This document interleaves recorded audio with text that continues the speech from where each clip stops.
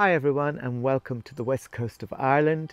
We today are going to do a magical, whimsical garden tea party.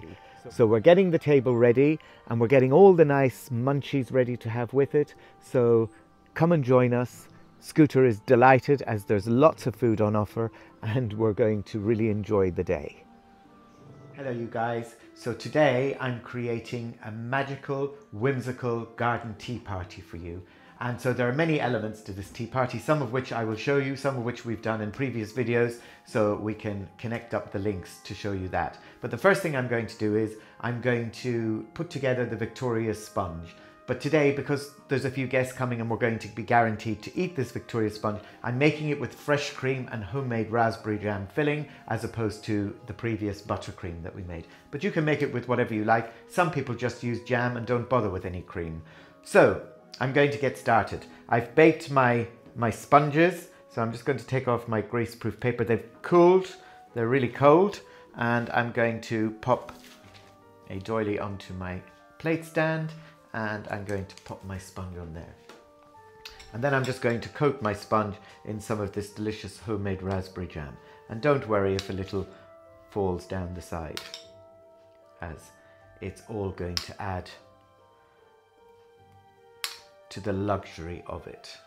In fact, I like it when it falls down the side. So be generous with your jam. Lots of jam filling. Now, this jam I've heated, and that's purely just to make it a little bit more pliable to work with. But obviously if you heat it, then you have to let it go completely cold before you put any fresh cream or buttercream onto it, as it will melt otherwise. This homemade jam smells divine. So another element to our whimsical garden tea party is some lovely little crostini made of puff pastry with some homemade caramelized red onion marmalade and some goat's cheese. And so I'm just going to put some of these into the oven to get them ready, and you literally just cut out with your scone cutter or with a glass, whatever size you like. Put your caramelized red onion chutney on there. Not too much, but enough to give you that nice sharpness when you bite through the cheese.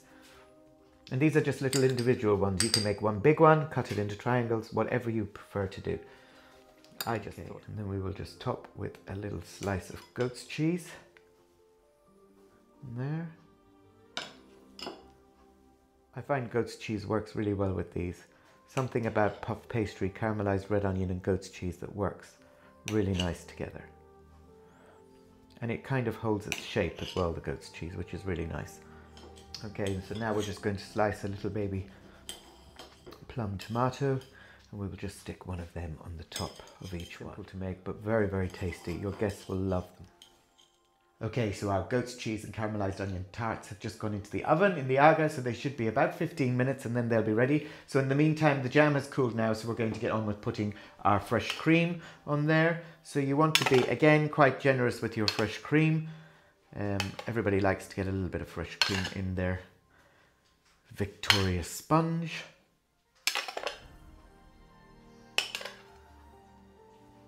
Okay, and then you just want to tease it, not fully to the sides, because when you put the top on, it will also push it out itself. A little bit more.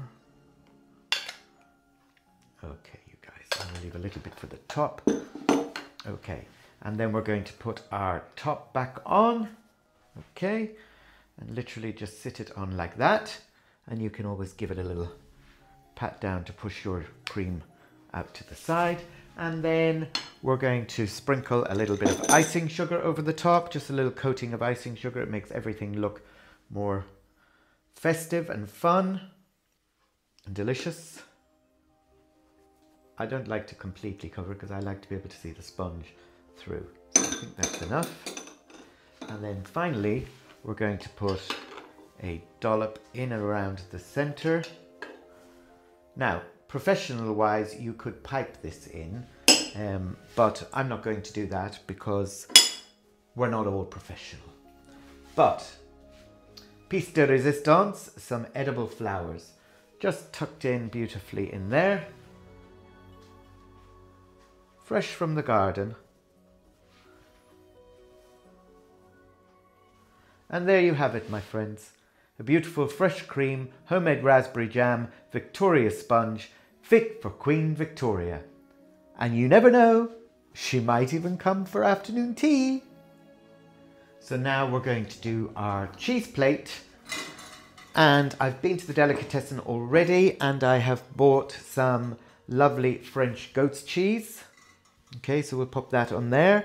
And I also bought some more French goat's cheese with it wrapped in nuts and pineapple. And some Weisenthal with cranberries. And some vintage cheddar. So there we are, that's our cheeses. Now, to go on this plate with them, we're going to have some homemade caramelised red onion chutney. And I want to give a shout out to our lovely subscriber Anne Figerty from County Meath, who came to visit the gardens on Sunday, and she brought me a jar of her own homemade apple jelly, which is just perfect accompaniment to this cheese plate. So thank you, Anne, and we're looking forward to tasting it later.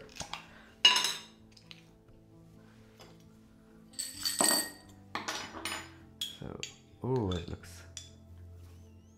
Oh, it smells amazing. She grows the apples that this is made from. So we'll pop that nice little Turkish spoon in there. So we'll pop that into the bowl and then we'll decorate the plate with some beautiful green grapes and some beautiful red grapes. And we'll also put a few blueberries. Cheese, chutney and fruit go really well together. Okay, we have a couple of sprigs of rosemary which we'll shoot in there. And that smells really, really good. And we've got some oat crackers. Now, you can obviously choose whatever cheeses you like for your cheese board.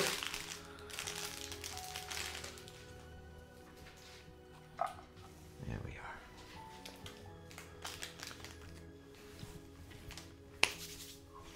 And there we have it. A delicious cheese plate. Fit for a king, might I add. Scooter said, oh yes, I'll have some of that later. Okay, so our little goat's cheese tartlets are done. We shall take them out of the oven and we shall pop them onto the cooling rack just to cool.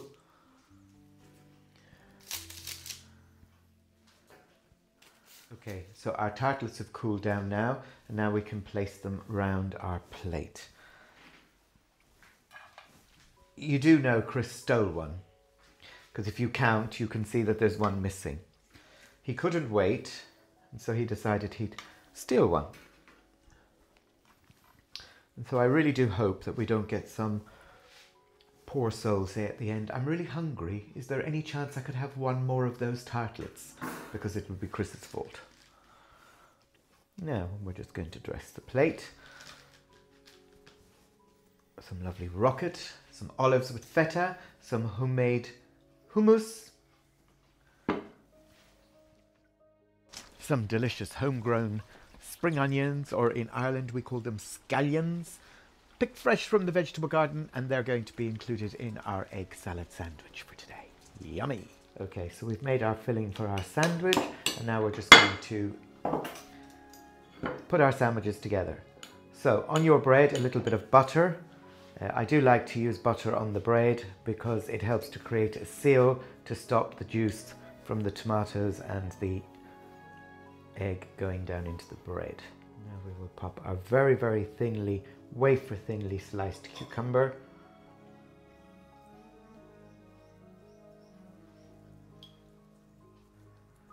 We'll put a fair amount of cucumber in because it's nice to get that crunch as you bite into it. So let the knife do the work for you. Don't try to push too hard or otherwise you'll just end up breaking the bread everywhere. Okay, we can pop them on there. Okay, and I reckon we will get 3 nice finger sandwiches out of this one.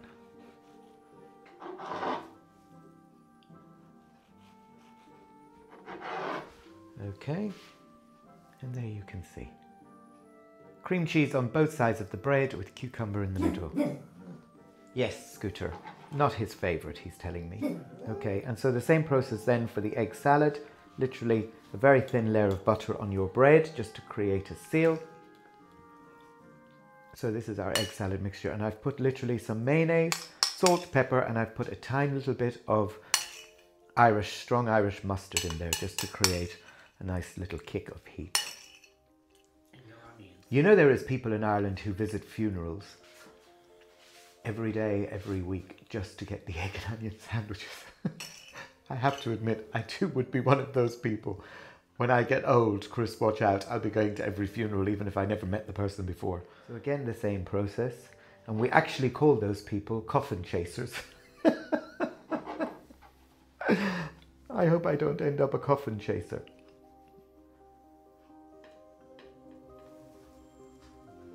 Okay. There we have it. Lots of lovely, pretty sandwiches. Very tasty. Come join me outside as we get the table ready to put all these lovely goods on for the tea party.